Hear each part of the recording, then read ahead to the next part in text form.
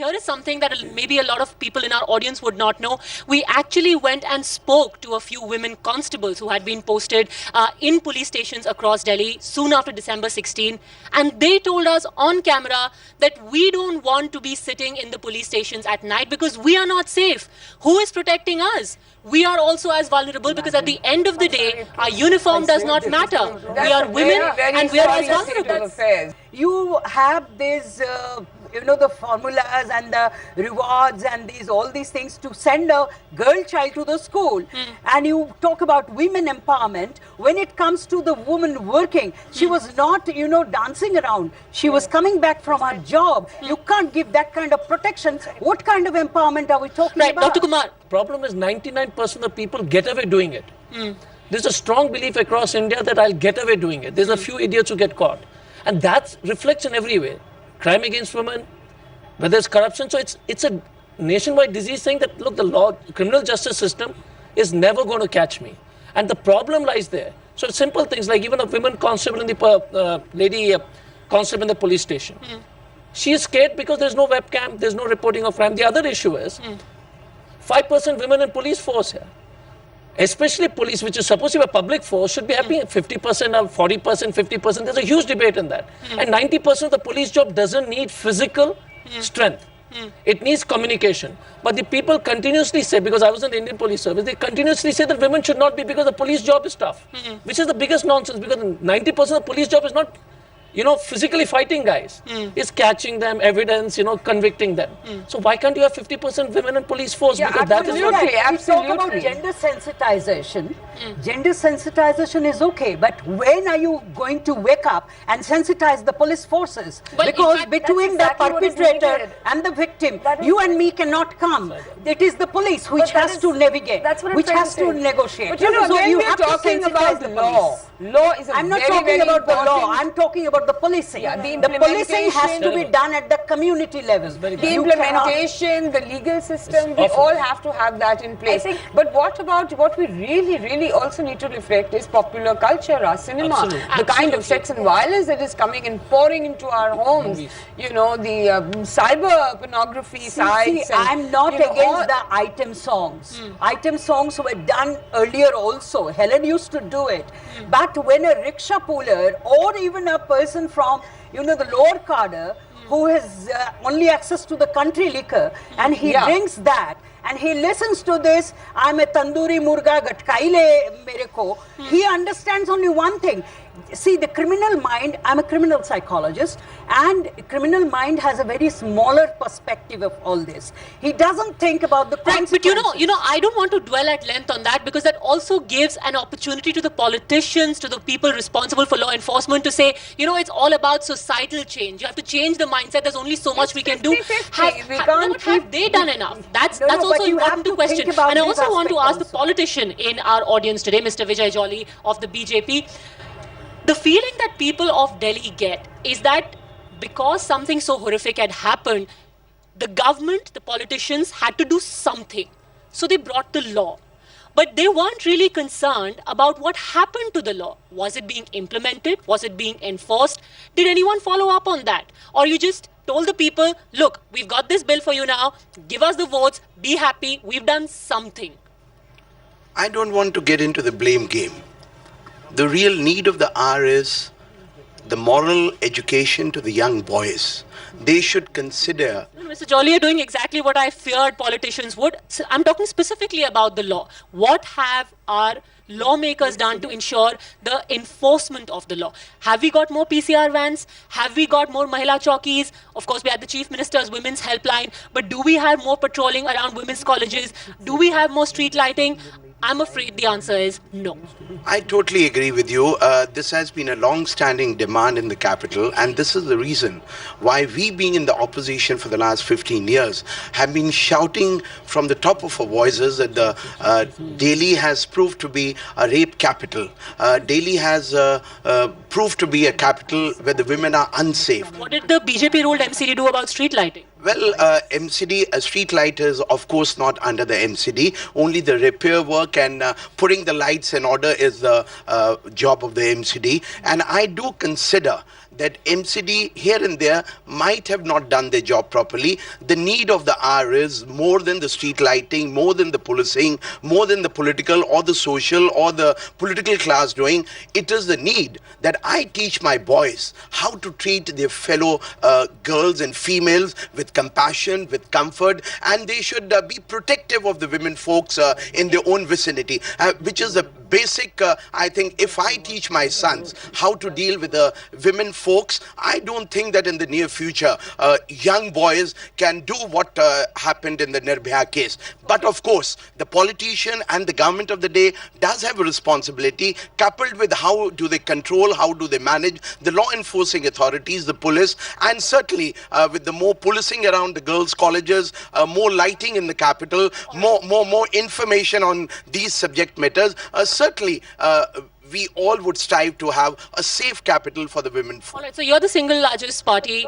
When Delhi goes to repolls, if you're the largest party, we'll see how much of those promises, how many of those promises are kept. I just want to do a quick straw poll. We've got a young audience here. A lot of you are college students. Anyone who thinks that Delhi is safer 1 year later since the 16th of December, please put up your hands. No, not at all. Not at all. Not at all. Safer. Not at all. Not at all. None whatsoever. Anyone who thinks that things are just as bad as they were 1 year ago, please put up your hands. That's bad. I do. I certainly do. That's bad. I do. You do? Yeah. I do. You think it's the same? Why? First of all, I'll say I'm Anuja Kapoor. I'm a criminal psychologist. And why? It's the same. You will not see any other difference because you see the rape is going in the same speed. The woman is being battered, molested, sexual assault is the same. There is nothing different as this. Only you would see the way the only may not be the death is not there because they are afraid of the death penalty now. It's that's the only thing which has come in a year that they're not thinking about that. But the crime passion is the same. The mindset of the criminal is the same. We need to put the deterrent laws which are being there. They need to be implemented more sooner. The fast track court which is being said has to be doing its work more sooner because this all has to make a quick circle if we need to have a Delhi safe.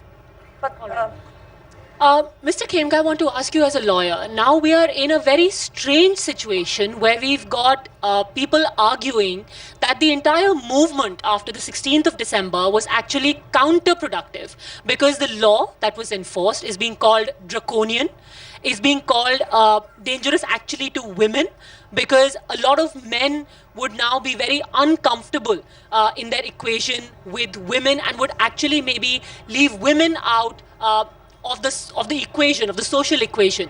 How do you see that development? Padmja, we are probably missing out on certain things. We have made laws, we did have laws, we will have laws. But after all, how the law has to be implemented?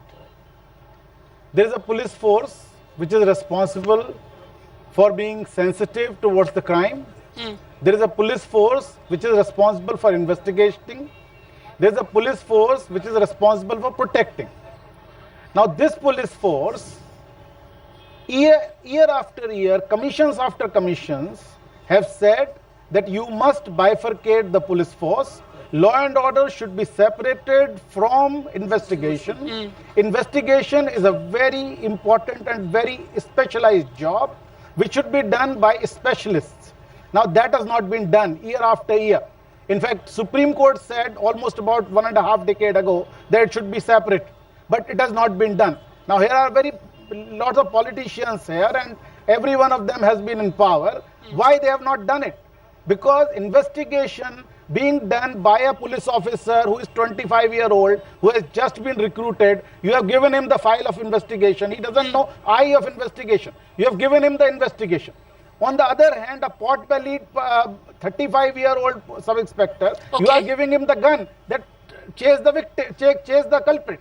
So what is this going on? Actually, what is happening is that the police is not fully trained.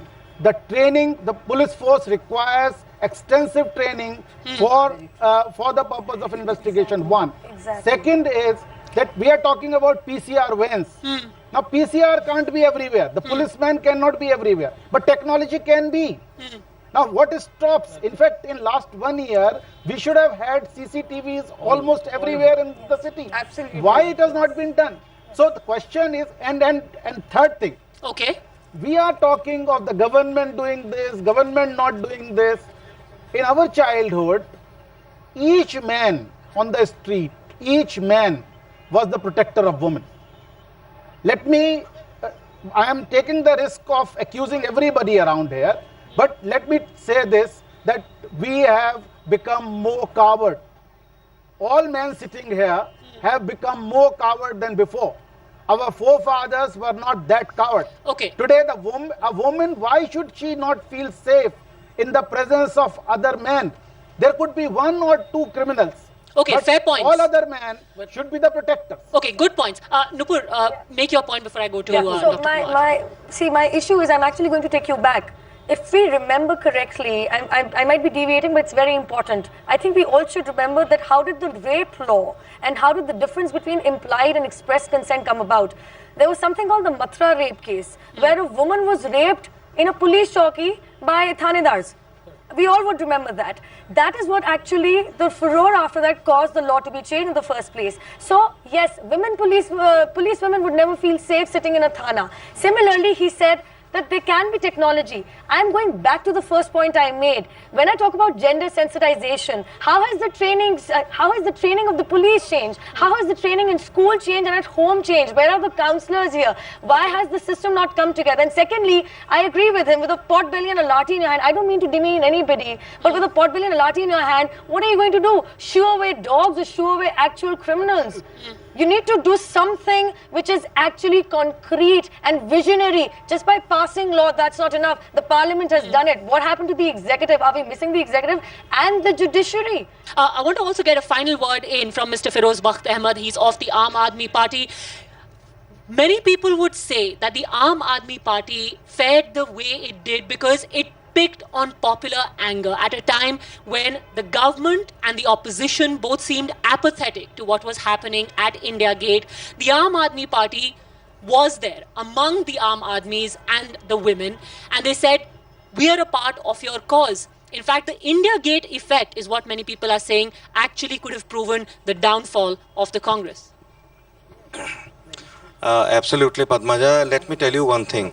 Since you have asked what Aam Aadmi Party is going to do about it, and the India Gate effect, I won't say that Aam Aadmi Party has benefited. Aam Aadmi Party has always been for Aam Aadmi Party and Aam women. And let me tell you one thing, if we come to power, this time or maybe after the re-election, we are going to make special regiments to save the women.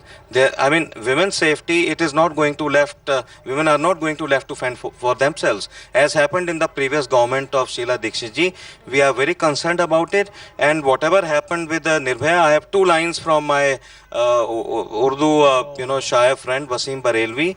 Gungi zameen tadpi aur tadapti hi rahi. गूंगी ज़मीन तड़पी और तड़पती ही रही मगर बादल ने अपनी प्यास बुझाकर ही दम लिया. And finally, for all those men who think that women are commodity, young girls, if they are going in frocks and things like that, they can, just have some livid views about them. उनके लिए एक बड़ा अच्छा शेर है नवाज देवबंदी का, and the couplet says, बुरी नज़र किसी की जानिब उठने ही वाली थी, बुरी नज़र किसी की जानिब उठने ही वाली थी कि अपनी बेटी का ख्याल आ गया. I believe that all of us think that way. All right. Thank you so much. Thank you so much, Ahmed Saab. In fact, I think that just about sums it all up. There'll be many questions. There'll be many concerns. We're still looking up to our lawmakers, and especially the law enforcers, to assuage the concerns of all the young people, all the women and men of our country. It's been a year. The glass is half full, as someone said just a while ago. But we are hoping it'll be full maybe when we talk again at the end of another year. Thanks so much for watching. News and updates continue on Headlines Today.